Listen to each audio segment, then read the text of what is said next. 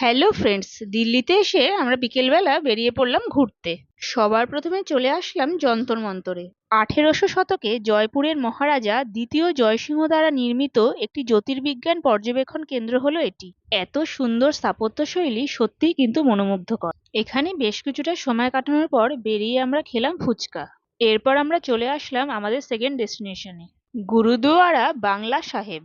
শিখ সম্প্রদায়ভুক্ত মানুষদের কাছে এটি একটি পবিত্র তীর্থস্থান। অষ্টম শিখ গুরু গুরু হরকৃষ্ণ দেবের স্মৃতিতে এটি উৎসর্গ করা হয়েছে। এখানে স্নিগ্ধ পরিবেশ মনটাকে কিন্তু শান্ত করে দেয়। সন্ধেতে আমরা চলে এসেছিলাম দিল্লির ইন্ডিয়া গেটের কাছে। প্রথম বিশ্বযুদ্ধে নিহত ব্রিটিশ ভারতীয় সৈনিকদের স্মৃতির উদ্দেশ্যে এটি বানানো হয়েছিল।